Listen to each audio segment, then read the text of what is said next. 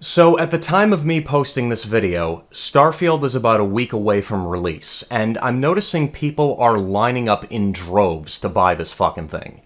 And it's kind of baffling.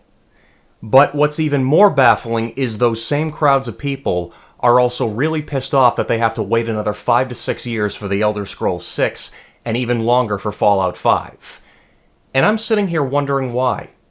First off, why the fuck are people lining up to buy Starfield? Anybody with even a shred of common sense wouldn't touch another Bethesda game with a 10-foot stick after the nuclear disaster that was Fallout 76. And it certainly looked that way back in 2018. It felt like for the first time, the general population and even the so-called journalists who get paid out the fucking wazoo to say nice things about every big game out there finally woke up and saw all of the problems in Bethesda's games that every non-casual gamer had been talking about for years. Everybody was all over the internet like, oh, I've seen the light and I'm never buying another Bethesda game ever again, and now Starfield pops up and they're like, shut up and take my fucking money. It's like watching a soap opera or an abusive relationship, because every time a bad game comes out nowadays, no matter who it's from, you've got the people in one corner saying, I'm never going to buy a game from them again, only to pony up when whatever developer they swore off of shows up with their next game. And in the other corner, you got the people saying, okay, yeah, the game wasn't great, but hopefully next year's installment will be better. It's like people never fucking learn. It boggles my mind to the point where I can't put it into words. Like, what is it? Why do most people never learn no matter how many times they get punched in the face? Anyone want to try answering that question for me?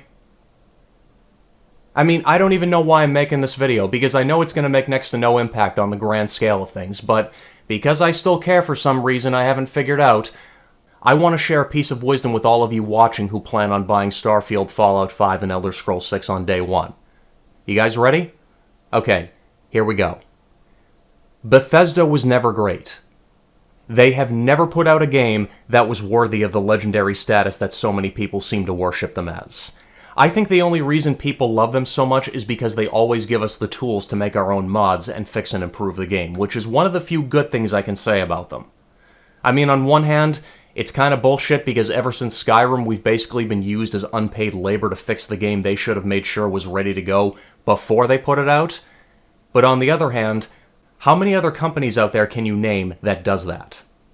Even still, that doesn't make their games good. If you ask me, the only good game they ever made was Morrowind, and they haven't made a game anywhere near as good since. Their last decent game was Oblivion, and their last game that was even worth spitting on was Fallout 3, which was almost 15 years ago at the time of this video being posted. And for the record, Skyrim isn't a good game. It's mediocre. And everyone who would immediately come to Skyrim's defense after I just said that has never played an Elder Scrolls game that isn't Skyrim. Hell, I'm willing to bet they probably haven't even played any other RPG in their life. Now, to everyone who that applies to, I dare every one of you to go play Morrowind and then Oblivion. And for more than 20 minutes, by the way. Play them both for like 10 hours each, at least. Spend some time, get to really know them, and then go play Skyrim. And you'll see exactly what I'm talking about. And does anybody remember everything else Bethesda did? Like how they basically pioneered the whole DLC craze that every fucking publisher abuses nowadays? Anyone remember that $2 horse armor download that did fuck all nothing for your horse? So yeah, once upon a time they were decent. They were even good at one point, but they were never these divine beings that endless hordes of people continue to view them as. So that's why I'm gonna say this much. Don't buy Starfield. Not on day one, at least. Because if I know Bethesda like I'm pretty sure I do, there's going to be at least 5 bunches of DLC that's going to take another $60 from your wallet on top of the $60 you pay up front, patches galore to fix the galaxy of bugs and glitches that Starfield is going to be filled with, even more patches to fix what the first set of patches fuck up, and then after a couple years they'll put out Starfield Galactic Edition with everything included, and that will be the complete game. Until they release the Discover Andromeda Anniversary Edition 8 years later, along with a free update that breaks the script extender and all the mods out there. And I'll tell you something else. Elder Scrolls 6 and Fallout 5 won't be their divine redemption either. They're gonna have all the problems that damn near all their other games have had, and then some. They haven't made a game that was stable on launch day since Oblivion, and maybe Fallout 3 depending on what platform you played it on. So don't get all pissed off that you have to wait so long to play Elder Scrolls 6 and Fallout 5, because trust me, you won't be missing out on anything good. Okay, in all seriousness, I mean it. Just wait a couple years. I get that means you're probably going to have to wait till around like 2025 to play it, and I totally get it. That seems like a long time away. Trust me, I would know. I'm in my 30s right now, and by the time I get around to playing Starfield, I'll probably be closer to 40 than I am to 30.